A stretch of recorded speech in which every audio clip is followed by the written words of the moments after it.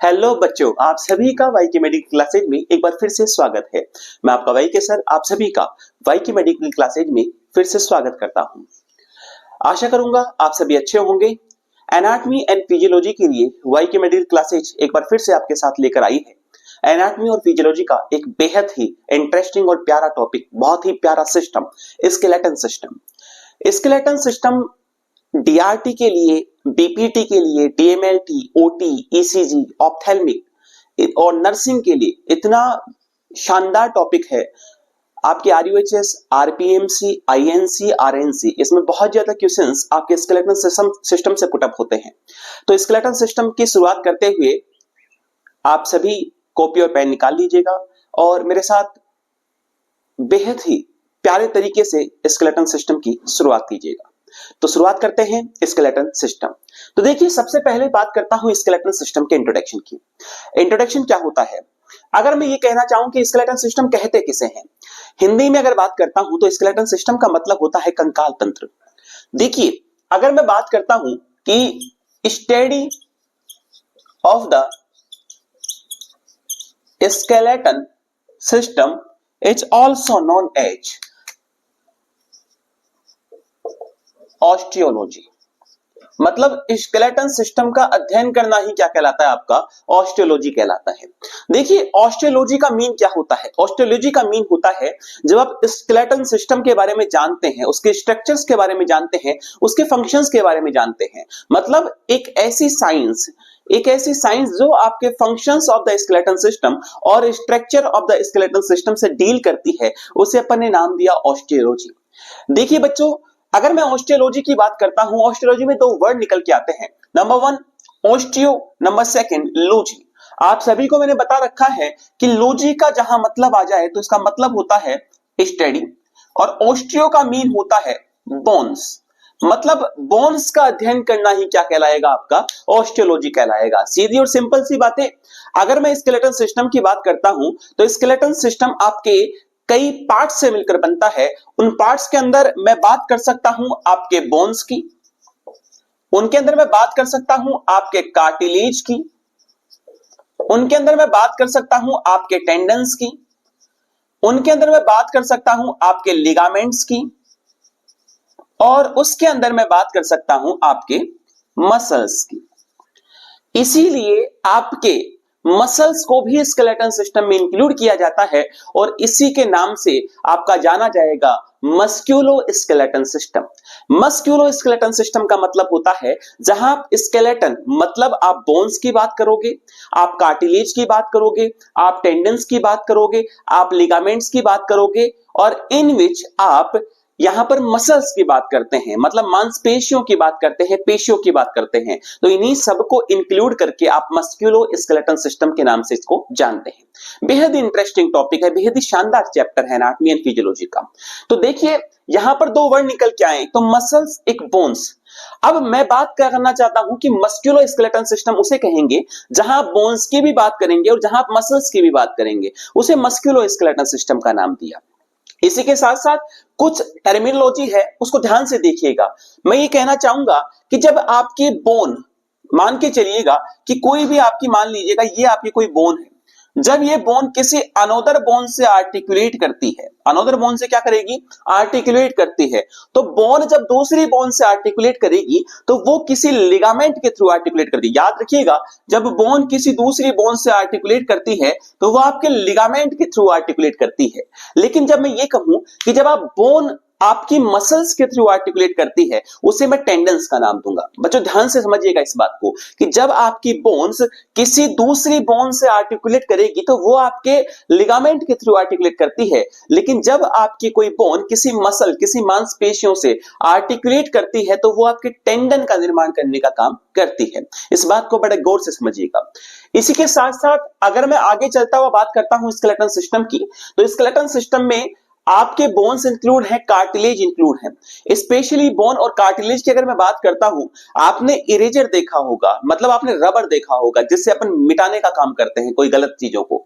मतलब इरेजर क्या होता है? प्लाइएबल होता है, आप उसको दबाइएगा, वो अपना स्थान वापस ले लेगा छोड़ने के साथ साथ। वैसे ही फ्लेक्सिबल होता है। उसी प्रकार आपकी बॉडी के अंदर जो कार्टिलेज पाए जाते हैं, मैं ये कहना चाहूंगा कि आपकी बॉडी में जो कार्टिलेज पाए जाते हैं वो भी कैसे होते हैं भैया, वो भी आपके फ्लेक्सिबल होते हैं और वो भी आपके प्लाइएबल होते हैं।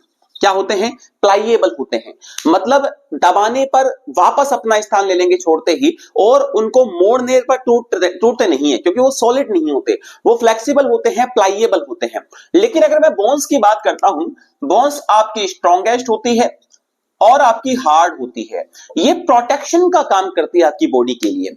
इसीलिए अगर मैं लास्ट में जाकर आपकी बात करता हूं कि functions of the skeleton system या फंक्शंस ऑफ द स्केलेटन की अगर मैं बात करता हूं, तो फंक्शंस में सबसे अच्छा इंट्रोडक्शन बताना चाहूंगा। नंबर 1 बात करता हूं सपोर्ट, कि आपका जो स्केलेटन सिस्टम होता है वो आपकी बॉडी को सपोर्ट देने का काम करता है। सपोर्ट कैसे, समझिएगा इस बात को। आपकी बॉडी में जो कार्टिलेज पाए जाते हैं, ये आप मसल्स पाए जाते हैं, बोन्स पाई जाती है, ये आपकी बॉडी को सपोर्ट देने का काम करती है, आपकी बॉडी में फ्रेमवर्क बनाने का काम करते हैं। इसीलिए मैंने बताया था कि एक तरीके से फ्रेमवर्क की तरह काम करता है कौन? आपका स्केलेटन सिस्टम। जैसे मानिएगा कि कोई तस्वीर है, इस तस्वीर को आउटर ऑर्गन से, किसी बाहर की इंजरी से, फॉरेन बॉडी पार्टिकल से बचाने के लिए क्या करते हैं, उसके चारों तरफ मैं क्या करूंगा, एक कवरिंग कर दूंगा। कवरिंग मतलब एक फ्रेम के अंदर उसको क्या कर दूंगा, बंद कर दूंगा। ये फ्रेम क्या करता है, उस फोटो के लिए, तस्वीर के लिए प्रोटेक्शन देने का काम करता है। उसी प्रकार दूसरा चैप्टर आएगा आपका प्रोटेक्शन।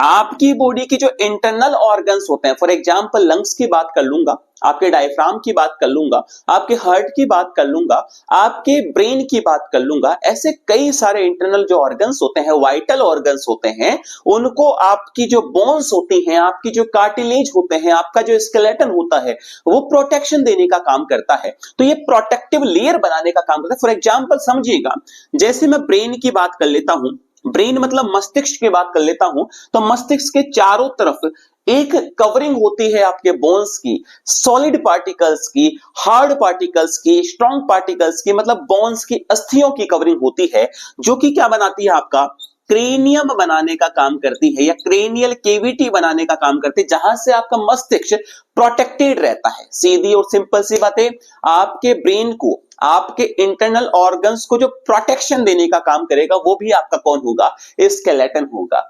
आगे बात करता हूं, ये स्टोरेज करने का काम करता है। किसका? ये स्टोरेज करेगा, मिनरल्स का स्टोरेज करता है। किसका स्टोरेज करता है? मिनरल्स को स्टोर करने का काम करता है। मिनरल्स की बात कर सकता हूं, फास्फोरस की बात कर लीजिए, आपके कैल्शियम्स की बात कर लीजिए, ईटीसी एक्सेट्रा, आपके जितने भी मॉलिक्यूल्स, जितने भी मिनरल्स हैं, उन सभी को आपकी जो बोन्स होती हैं, आपकी कार्टिलेज, स्पेशली आपका स्केलेटन होता है, वो एक प्रकार से क्या करेगा, इसको स्टोरेज करने का काम करता है। और जब आपकी बॉडी में एसेंशियली आवश्यकता पड़ती है, तब उसको भेजने का काम करेगा। सीधी सी बात, मिनरल्स को स्टोरेज करने का काम करता है कौन? आपका स्केलेटन। उसी के साथ साथ अगर मैं बात करना चाहूंगा, फॉर एग्जांपल समझिएगा, जैसे मैं बात करना चाहूं, आपके स्केलेटन मतलब आपकी बोन्स में येलो बोन मैरो भी पाई जाती है, रेड बोन मैरो भी पाई जाती है। तो यहां जो रेड बोन मैरो पाई जाती है, मतलब बोन मैरो की बात कर रहा हूं, वो आपके आरबीसी का प्रोडक्शन करने का काम, उत्पादन करने का काम करता है। मतलब आरबीसी के प्रोडक्शन के लिए भी जिम्मेदार कौन हुआ? आपका स्केलेटन हुआ। तो ये एक प्रकार से आपके आरबीसी का, रेड ब्लड सेल्स का प्रोडक्शन मतलब उत्पादन करने का भी काम करता है, एक्सेट्रा। आपके बहुत सारे फंक्शंस होते हैं, किसके? आपके स्केलेटन सिस्टम के। इसके अलावा अगर मैं स्केलेटन सिस्टम की बात करता हूं, स्केलेटन सिस्टम को नॉर्मली अगर मैं बोन्स की बात करता हूं, क्योंकि बोन्स आपका एसेंशियल पार्ट है, बहुत आवश्यक पार्ट है आपके स्केलेटन का।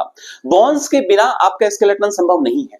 तो आपकी जो बोन्स होती है, टोटल ह्यूमन बॉडी के अंदर अगर बोन्स की बात करता हूं, तो आपकी जो बोन्स होंगी वो टोटल ह्यूमन बॉडी के अंदर, जब आप एक नियोनेटल हो, एक चाइल्ड कंडीशन में कोई बच्चा होता है, तो उसमें लगभग 300 के आसपास क्या पाई जाएंगे, आपके बोन्स पाई जाएंगी। लेकिन वहीं अगर मैं बात करता हूं कि जब बच्चा एडल्ट हो जाता है, मतलब कोई भी वयस्क मनुष्य की बात करता हूं, उसमें 206 बोन्स पाई जाती हैं, 206 हड्डियां, अस्थियां पाई जाती हैं।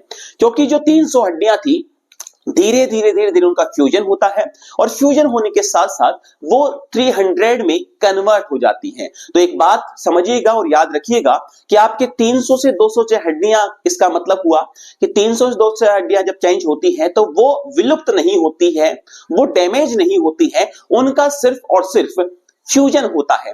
वो 300 से 206 हड्डियों में कन्वर्ट होती हैं, उनका फ्यूज होता है, वो एक दूसरे से मिलकर, जैसे कोई 4 हड्डियां मिलकर एक हड्डी का निर्माण कर देंगी, कोई 5 हड्डियां मिलकर, फॉर एग्जांपल समझिएगा, आपके वर्टिब्रल कॉलम के अंदर आपका सैक्रम और आपका कॉकेक्स ये मिलकर, जैसे आपके सैक्रम की बात करता हूं, आपके कॉकेक्स की बात करता हूं, वो एक पेयर में कन्वर्ट हो जाती है। जहां 5 और 4 हड्डियां हुआ करती थी वो सिंगल सिंगल पेयर में कन्वर्ट हो जाएंगी, मतलब एक दूसरे से मिल जाएंगी और वहां पर क्या बनाएंगी, वो फ्यूजन करने का काम करते हैं, जुड़ने का काम करती है। ऐसे आपके 300 से 206 हड्डियों के अंदर कन्वर्ट होती है फ्यूजन के थ्रू। तो इस बात को ध्यान से समझिएगा। इसके अलावा अगर मैं बात करता हूं, अगले चैप्टर के अंदर अपन पढ़ेंगे, अगले क्लासेज में पढ़ेंगे, लेक्चर में पढ़ेंगे types of the skeleton system, मतलब classification of the skeleton system, कि आपकी बोन्स को कितने पार्ट्स में क्लासिफाई कर रखा है। तो ऐसे ही जुड़े रहिए वाई के मेडिकल क्लासेज के साथ। एक बार फिर से नए दौर में शुरुआत करेंगे, 2025 में शुरुआत करेंगे स्केलेटन सिस्टम के साथ, वाई के मेडिकल क्लासेज के साथ। अगर आपको मेरा वीडियो अच्छा लगा हो तो इसे लाइक करें, शेयर करें, सब्सक्राइब करें। मिलते हैं बहुत जल्द नए प्यारे सुंदर वीडियो के साथ। तब तक के लिए राधे राधे, जय श्री कृष्ण।